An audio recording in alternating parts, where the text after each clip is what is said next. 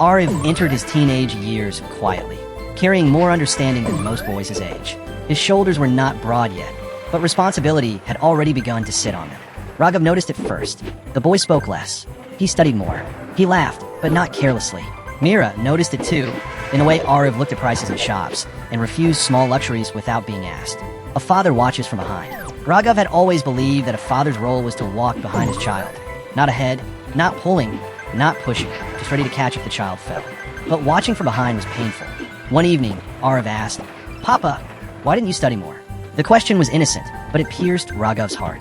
He paused before answering. "Because life asked me to work early," he said, "and because my parents needed me." Aarav nodded slowly. That night, Raghav felt something heavy inside him. Not regret, but longing. Mira's gentle guidance. Mira noticed Aarav's silence and worry. One night, she sat beside him and asked, "What are you thinking about so much these days?" Aarav hesitated. "I want to become someone," he finally said. "I don't want you to struggle forever." Mira held his face gently. "Becoming someone does not mean running away from who you are," she said. "Carry your roots with pride." Her words stayed with Aarav like a quiet light. The day money failed again. Just when life seemed steady, trouble returned. Raghav injured his back badly at work. The doctor was clear. No heavy work. Not anymore.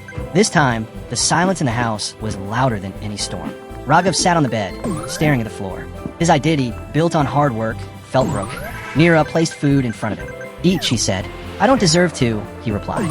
Mira's voice hardened for the first time in years. "You deserve everything you never asked for." Aarav's choice.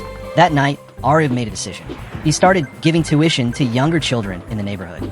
After school, he didn't tell his parents at first. When Mira found out, she felt fear and pride together. "You are still a child," she said. "I know," Aarav replied, "but I'm also your son." Raghav listened from the doorway, his eyes wet. A shift in roles. Slowly, the roles inside the house began to change. Mira managed the home and work. Aarav helped earn small money. Raghav took care of the house when his pain allowed. It was not humiliation. It was adaptation.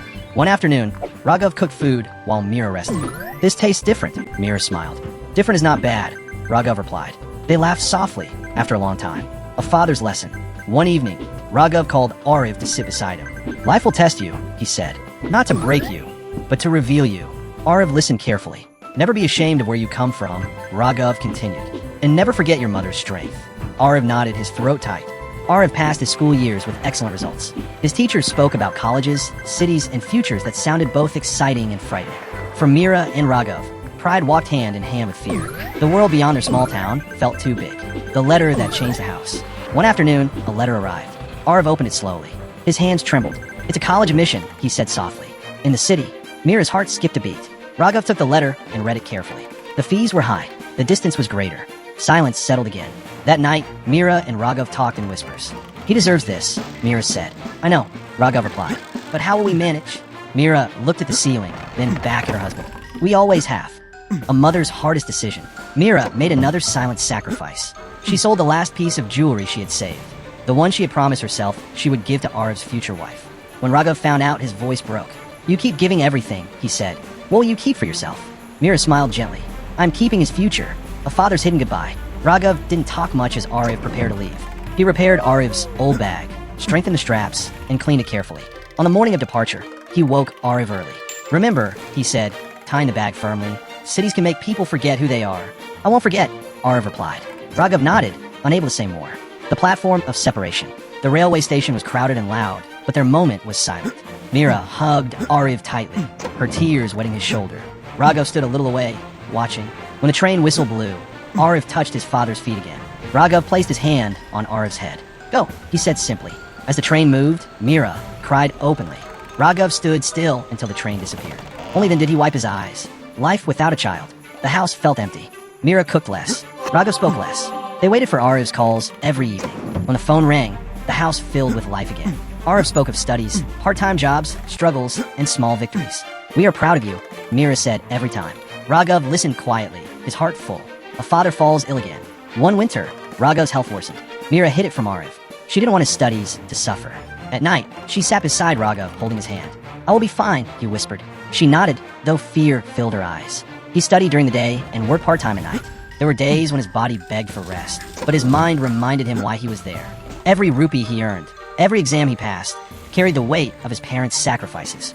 He called home whenever he could. "Are you eating well?" Mira always asked first.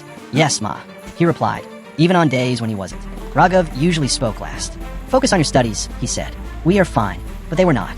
The silence that spoke too loud. 1 week passed without a call from home. Then another. Aarav felt uneasy. He tried calling again and again, but the phone went unanswered. On the third night, his phone rang. It was a neighbor. Your father is very ill, the voice said. Come home. The world around Aarav stopped. The journey back, Aarav left everything behind. Exams, work, city life. On the train, memories flooded his mind. His father's hands, his mother's smile, the small house that had shaped him. He prayed silently. The room filled with fear. When Aarav reached home, Mira was sitting beside Raghav's bed. Raghav looked thinner, weaker. Aarav fell to his knees beside the bed. Papa, he whispered. Raghav opened his eyes slowly and smiled. You came, he said. Tears fell freely now. A mother's truth that night. Mira finally broke. I didn't tell you, she cried.